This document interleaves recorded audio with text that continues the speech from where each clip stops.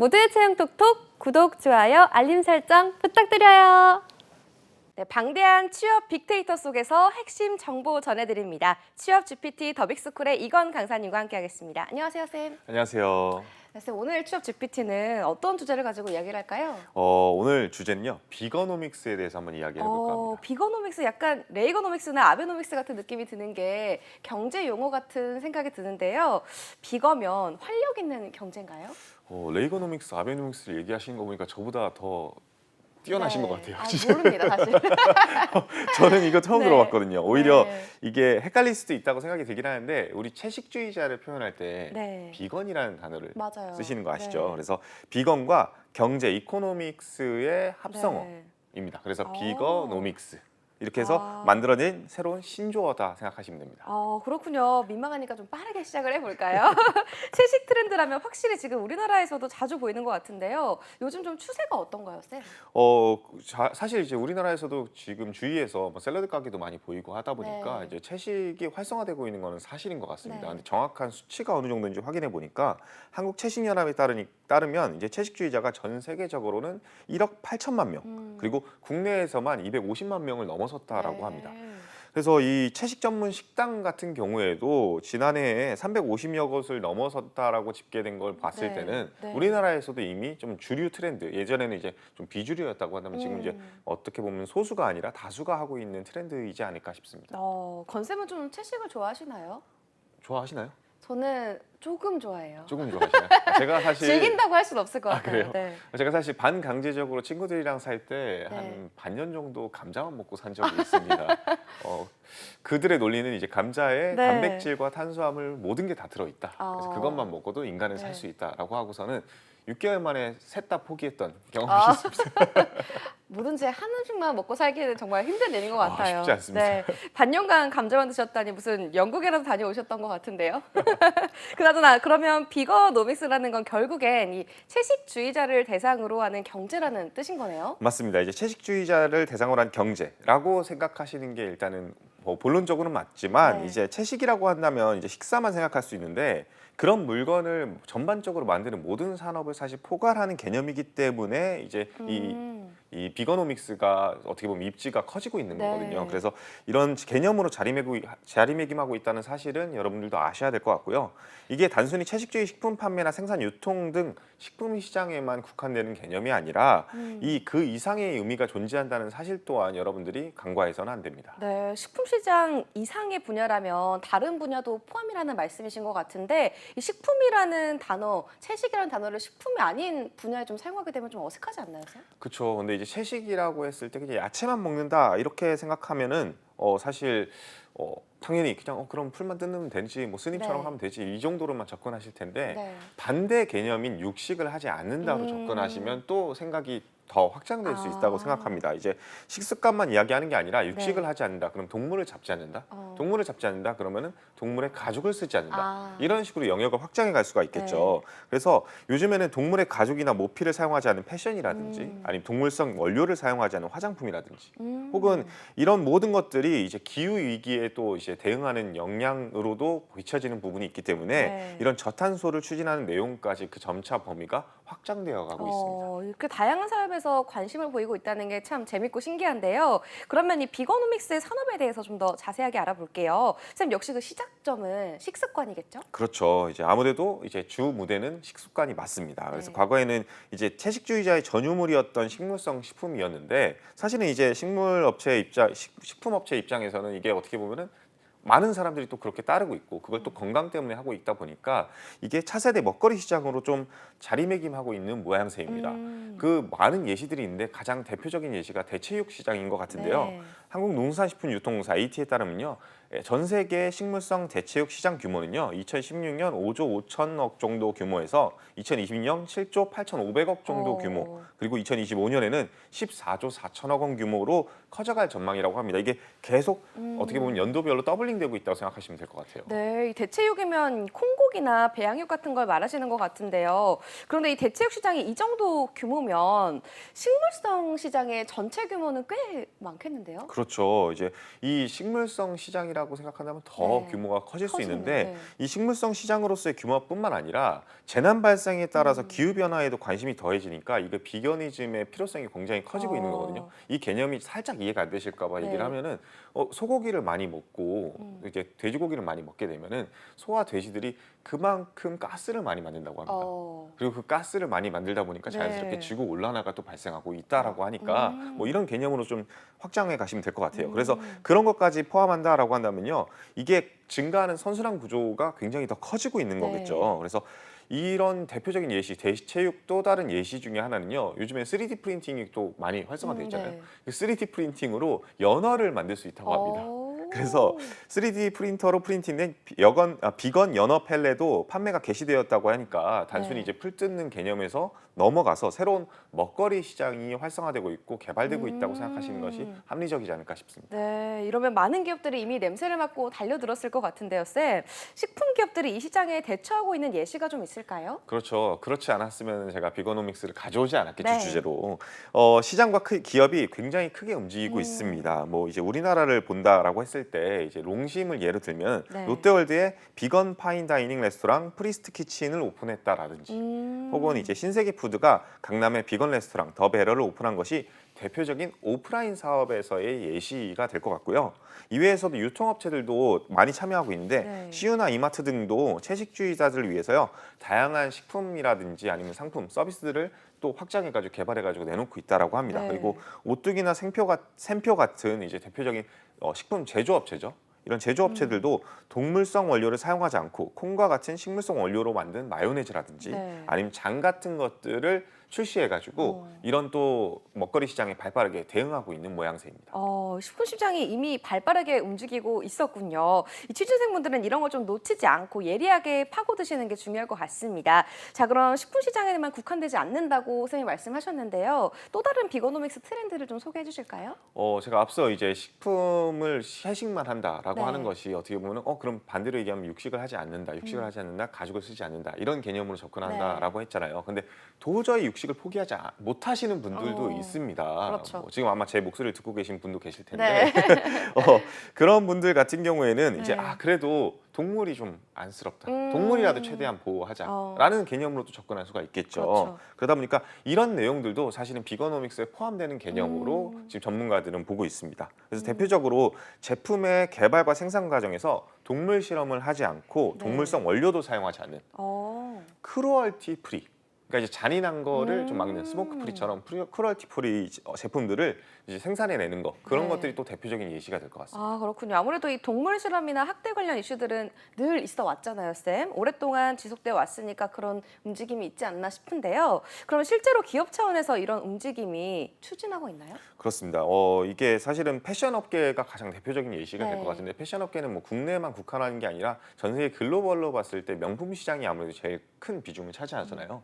그 명품의 대표적인 구찌, 생로랑, 발렌시아가 등 쟁쟁한 이제 브랜드를 보유한 글로벌 패션 그룹 캐링이라고 있습니다. 네네. 그 캐링 그룹에서요, 모피 사용을 전면 중단하겠다고 밝혔습니다. 어. 그리고 동물을 죽이는 것이 어떻게 보면 현대 명품이 추구하는 그 가치와 부합하지 않는다라고 얘기했는데, 그게 어떻게 보면은 이런 비거노믹스의 대표적인 선구자로서의 패션 업계에서의 자리매김을 하고 있지 않나 싶습니다. 네. 거기다 이에 더해서 구찌 같은 경우에는요, 2년간 자체 연구를 통해서 목재 펄프 같은 것들을 활용해서 식물성 원료로 비건 레더를 네. 개발해냈다고도 하고요.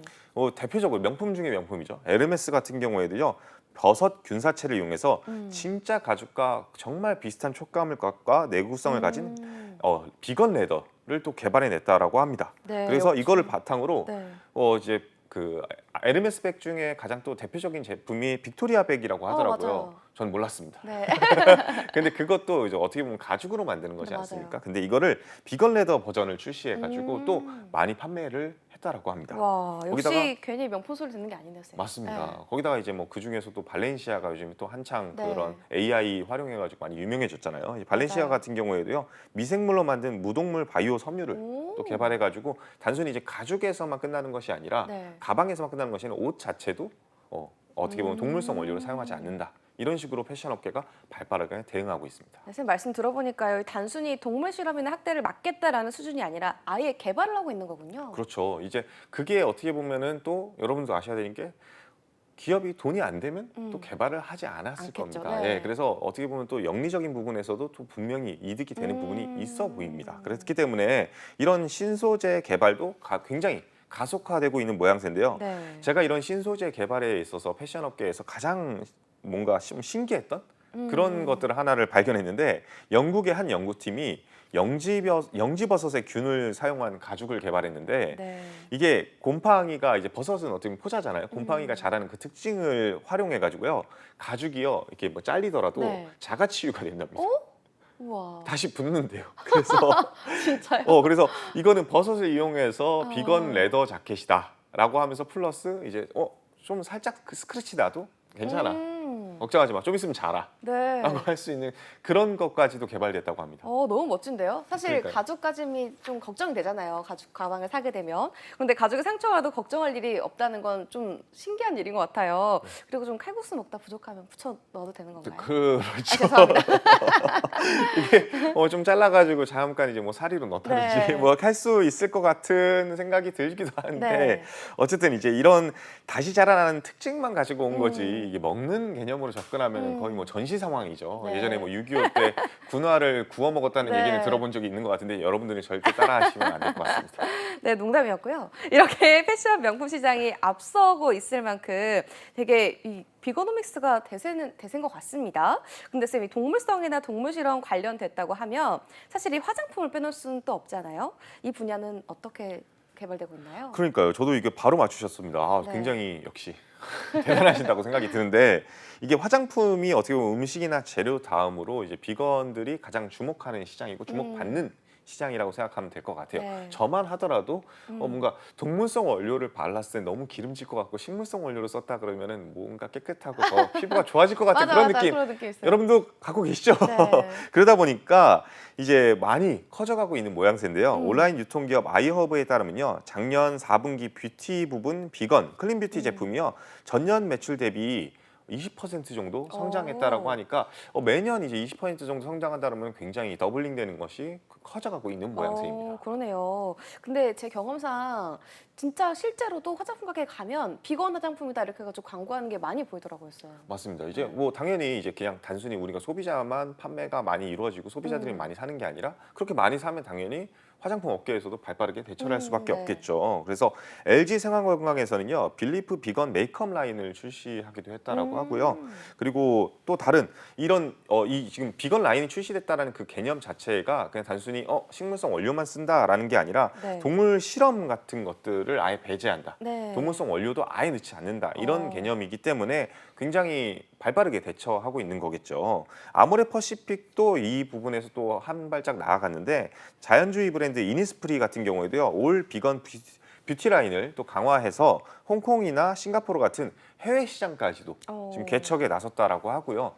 이런 화장품들 앞서 말씀해 주셨듯이 화장품 가게에 간다. 그럼 요즘에는 대부분 다 이렇게 올리브영이라든지 네. 롭스라든지 하는 헬스 뷰티 스토어들을 많이 가시잖아요. 맞아요. 그런 스토어들도요. 앞다투어서 비건 브랜드 상품을 입점시키는 것들을 굉장히 가속화하고 있는데 대표적으로 이제 TLS라든지 하루하루 원더라든지 디오디너리 같은 자연 친화적이고 동물 실험을 반대하는 브랜드들 의 입지가 굉장히 커져가고 있다라고 합니다. 그래서 이게 어찌 보면은 건강한 아름다움을 추구하는 20, 30대에게 굉장히 먹히는 네. 트렌디한 것들이 아닌가 싶은 생각이 들고 있고요. 네. 이런 것들을 그냥 단순히 그냥 제 판단으로만 기준을 내세우는 것이 아니라 올리브영이 최근에 이제 설문조사를 한 내용이 있는데 네. 2천여 명의 여성 소비자들 대상으로 설문했더니 응답자의 90%가 화장품 구매 시 사회와 환경에 도움이 되는 제품을 선택하고 싶다라고 답했다라고 합니다. 이 얘기인즉슨 그러니까 저만 그냥 이게 굉장히 좋을 것 같은데 라고 생각하는 게 아니라